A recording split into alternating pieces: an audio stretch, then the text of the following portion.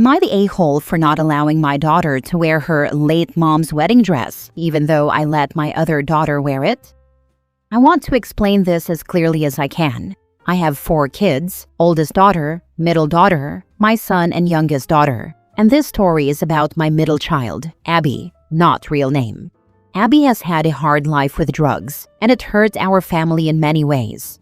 When she first went to college, she seemed excited about her future. But by the end of her first semester, she came back an addict. Soon after, she dropped out, and things got worse. My late wife and I tried to get her into rehab many times, but she would always leave on the very first day. Her ties with the rest of the family quickly fell apart. By the time she turned 20, we made the painful choice to kick her out of the house. Not long after, my wife got cancer. At that point, we stopped giving Abby money because every cent needed to go toward treatment. Abby became angry and one day broke into our home. She stole heirlooms from my wife's mother and left the doors open so that our 2 cats escaped. We never saw them again. That broke my wife's heart, and after that, her health went downhill faster. Before she passed, my wife was very clear. She said Abby had already taken her share when she stole and sold her things. She told me to make sure Abby did not get anything else. Not money, not belongings, not even something to borrow. I promised I would respect her wishes. When my wife died, Abby did not even come to the funeral. Abby is 26 now and has been clean for a year. Recently, she called me to say she's getting married next year. During the call, she asked if she could wear her mom's wedding dress. I told her no. She got upset and said it was unfair because her older sister wore the dress at her wedding last year. She said she was her mother's daughter too and deserved the same chance. I reminded her that she already had many things from her mom, but chose to sell them for drug money. I also told her that her mother's last words on this were very clear. Abby was not to get anything else. Abby argued that I am punishing her for her past and that she has changed. She said it is wrong to keep the dress from her when she is trying to build a better life. I do not know what the right answer is. My other children don't speak to her anymore. Because of this, I cannot ask them for advice.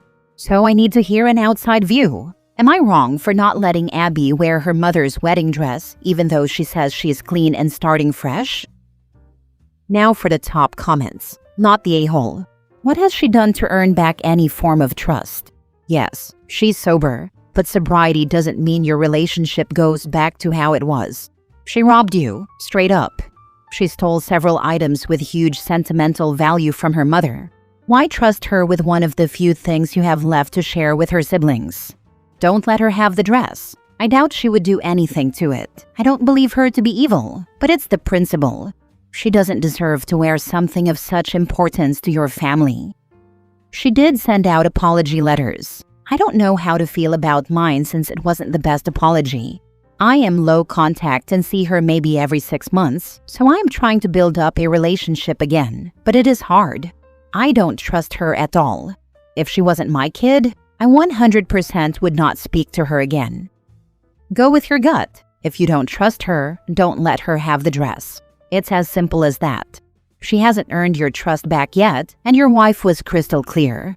Abby took her inheritance early. She gets nothing else. Period. I think you're right. I can't risk it, especially since if the dress disappears, then my youngest daughter won't be allowed to have the option for her own wedding. Nope, you are following your late wife's wishes. She would absolutely not want Abby to wear that dress. I would tell Abby that once she returns everything she stole or pawned during her addict phase, she gets nothing of her mother's. I've spent so many years trying to track down the stuff. I have found 2 out of the collection, and they will be going to my 2 other daughters. I feel really bad for my son because he literally has nothing of hers.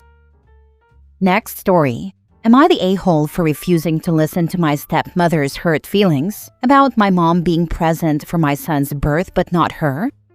I, 29 female, recently gave birth to my first child, and my mom stood in for my husband, 28 male, as my birthing partner because while I was in labor, he was admitted to the hospital over medical complications he's been dealing with. We knew this was a possibility, so I asked my mom months ago if she would mind being there. My husband was with me through a screen, which wasn't the same, but I still had my support there. My mom and mother-in-law also stayed with us for several weeks after our son was born to help us out. My husband especially needed the help, and I was grateful to both of our moms for doing this for us. My stepmother was upset when she learned that my mom was present at my son's birth, and she was also upset that my mom and mother-in-law were staying, but she wasn't asked. When she and my dad visited, she attempted to cry about it to me and my husband, but I encouraged my husband to ignore her and get up and leave, which is exactly what I did. Every time she opened her mouth about it, I was out of there. This was after I told her to stop, and that she had no right to be there, even if she felt like she had. We didn't let her and Dad stay with us, but they lived close enough to start visiting daily, which they did at her insistence. She kept trying to make me feel bad, and I kept refusing to listen. One day last week, she told me I was cruel to dismiss her feelings so heartlessly, and I should know that after all the years of being my second mom, she'd be hurt badly by this. Some context on the family for those who need it. My parents divorced when I was 2, and my dad married my stepmother. I always use the formal stepmother versus the less formal stepmom. My stepmother expected to become my other mother, and started this very one-sided competition for it. She was always trying to make me split Mother's Day with Mom and her, and she would forever annoy me about doing Mother's Day activities together, even when she had kids of her own with my dad. When I was 12, my mom was diagnosed with cancer, and Dad and my stepmother swooped in and insisted I stay with them until Mom was better. They made her feel so bad for keeping 50-50 that she relented, but only with a written agreement in place that I would be back to 50-50 once her treatment stopped. Unfortunately, that took 3 years because she had many complications along the way. During that time, my stepmother would always make it clear that she was there and not my mom, that she was dealing with the toughest child-raising ages. She put pressure on me to appreciate her for stepping up while Mom was sick, and she always made digs about how she didn't need a break from raising me and stuff, which felt so disgusting to me back then and still to this day. It was predatory the way she was around that. My mom was fighting for her life, and this woman tried to steal me as her daughter and attempted to paint herself as the better person because she was able to do more. I didn't appreciate her for it. In fact, I grew to hate her. My dad and I had a lot of fights about it and the pressure he and that woman put on Mom. It's something he apologized for and has attempted to make up for. He hasn't fully, but I still love him, and Mom said a part of her understands because she didn't want me to feel obligated to care for her while she was sick either. He even accepted me living full-time with Mom after she got better, and I would visit him some weekends. My stepmother hated it, but I ignored that because to me she had no say over my life. She was not my real parent. She was not someone I respected, and she was only in my life as long as my dad is, or as long as she's married to him.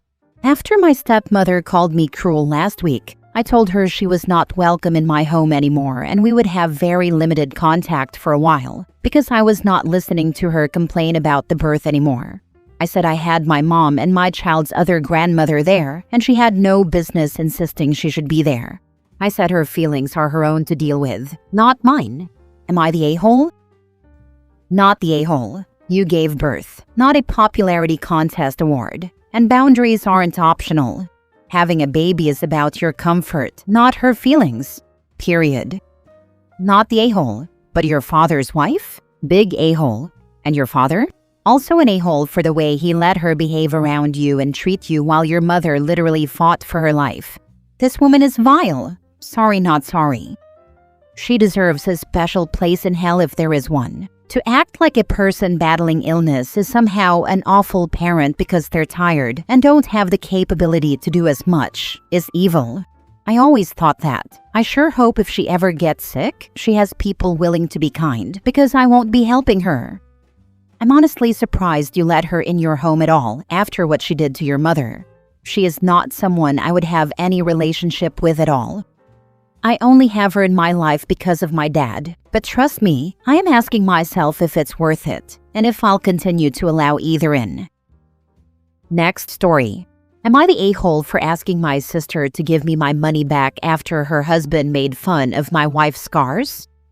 My sister borrowed money from me almost a year ago for her husband's surgery and health care.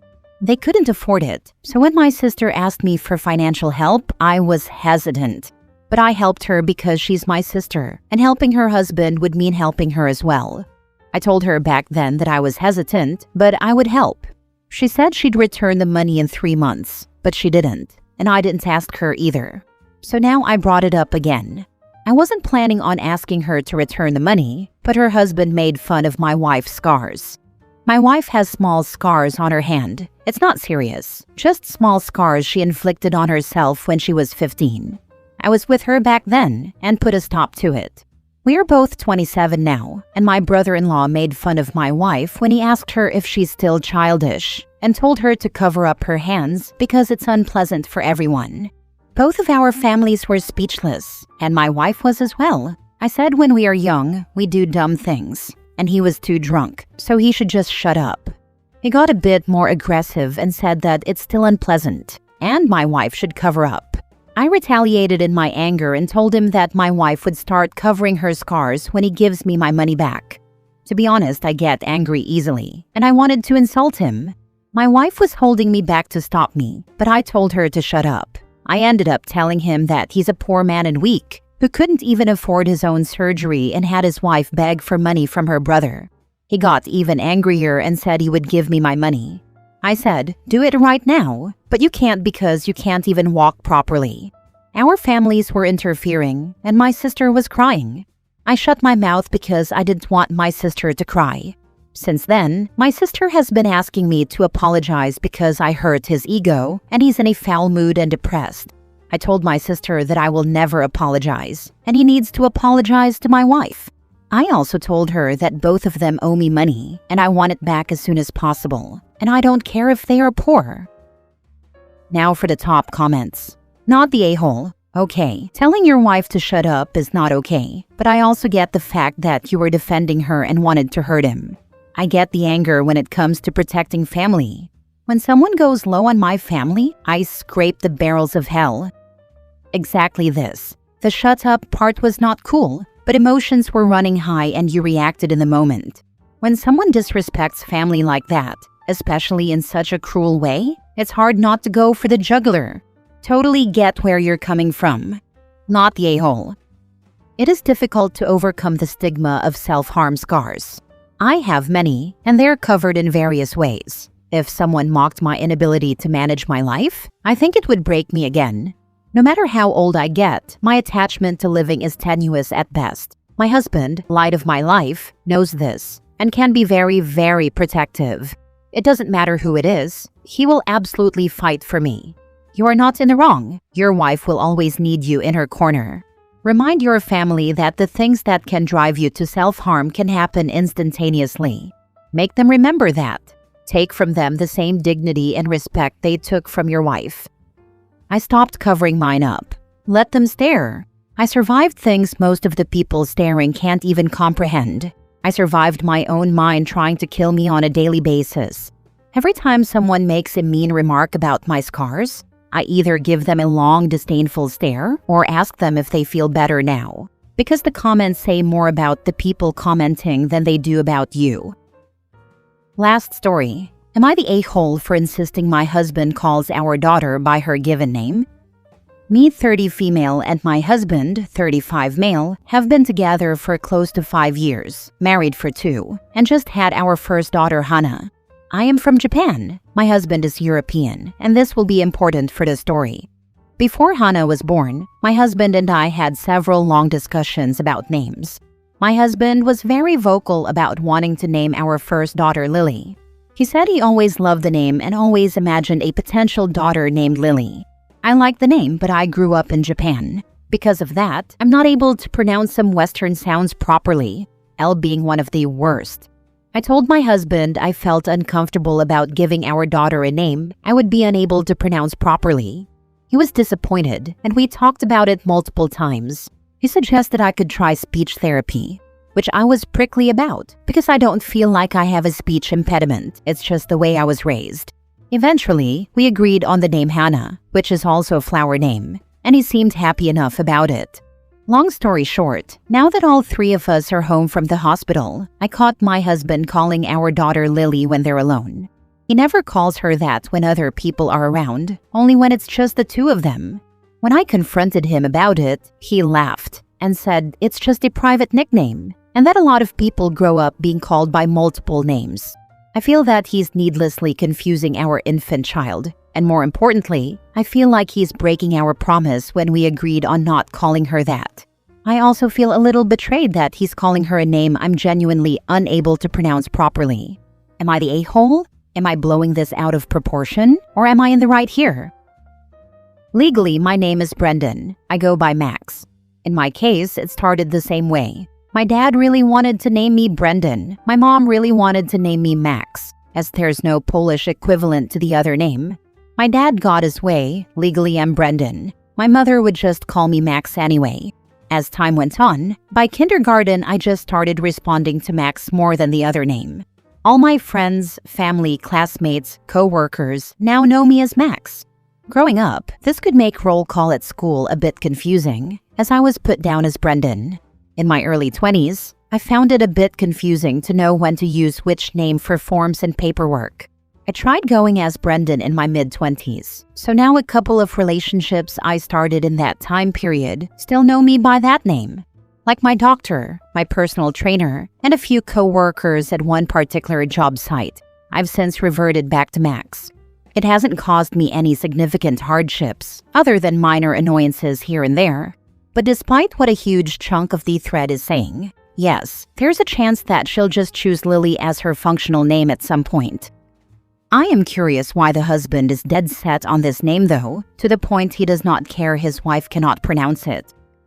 Maybe she married Severus Snape, lol.